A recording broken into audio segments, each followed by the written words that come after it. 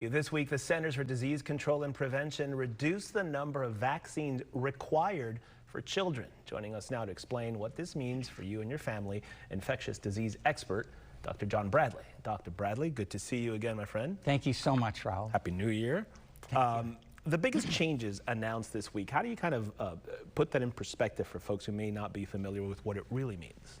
So the usual process for vaccine recommendations for the shots that go into your child's arm is a consensus process in which the American Academy of Pediatrics, Family Practice, CDC, all of these players are at the same table.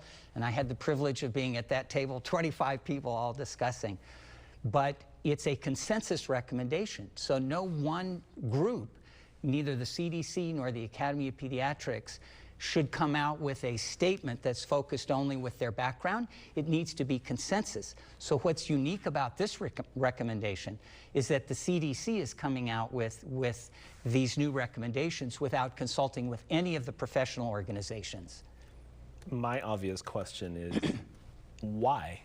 If there was a standard operating procedure to do something like this that is so impactful for so many people, why avoid the common process of getting the consensus from all the professionals with all the expertise?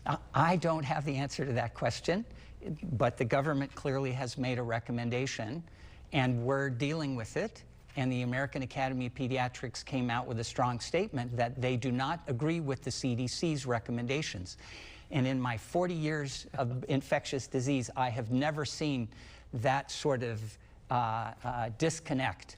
I was going to ask, have you ever seen a disconnect between the CDC and the American Pediatrics? I mean, I don't think I have in just the time that I've been working. No, and on national committees that I've been on, we're all at the same table. We all discuss the problems. We all come up with recommendations together, and that's worked really, really well. This is an aberration, and I'm very happy that the Academy of Pediatrics is pushing back and saying, no, these new CDC recommendations are not in the best interests of child health. For the layman out there, just your common mom, dad, your parents out there, it's confusing. It's a confusing time because you don't know who to believe and who to trust and who to listen to at this point. What does this mean for parents, for new parents?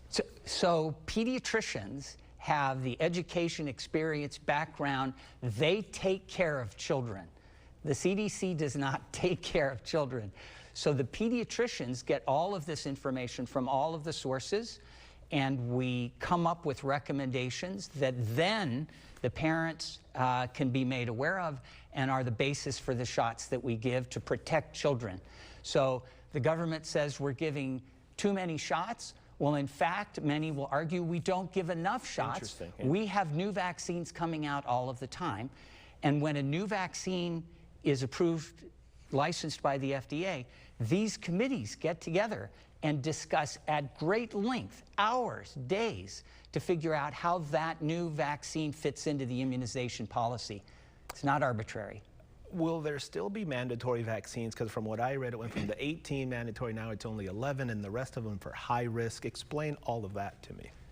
So mandatory is a word I don't generally use. It's highly recommended, yes. And unless you have a reason to not get it, we expect that you'll get it. Yes. And it's a public health request, because if your child is immunized for something like meningococcus, then your child will not get that infection and will not spread it to other kids. So by protecting your child, you're also protecting all of the children who associate with your child.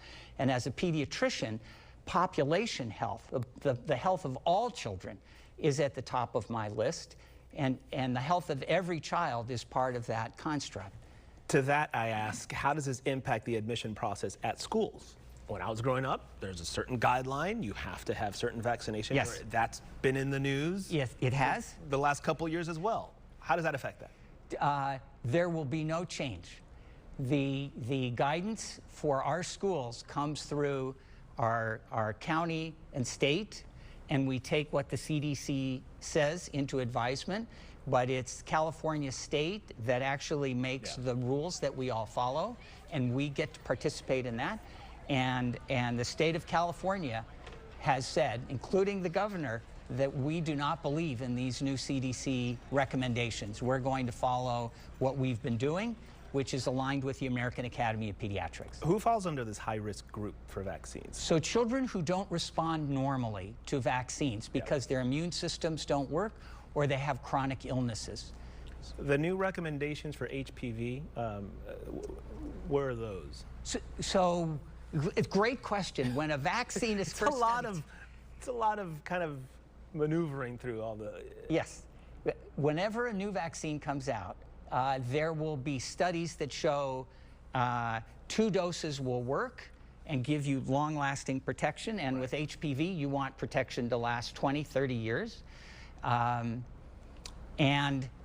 we don't know necessarily that 1 dose works, but those studies can be done. And if you get a nice response, it may be that all you need is 1 dose. So this group that I've been talking to you about, that is AAP, NCDC, and family practice docs, if there are new data on the HPV vaccine that 1 dose is protective, long-lasting protection, then the guidelines will change. Our guidelines change based on scientific evidence. They change all the time. What you get at any moment is the best information we have from the current science. Final question, because we could talk about this for hours, but how concerning for doctors, how concerning for you is the, I'm going to call it kind of the disagreement that is happening within agencies in the government right now? How concerning is it that people might not get their kids vaccinated and what that could eventually lead to?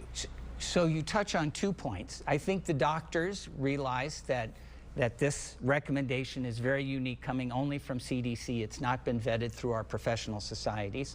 So the doctors aren't buying into it. But parents are listening to what's on the news. They're listening to you, Raul. I know. And they want to know what to do.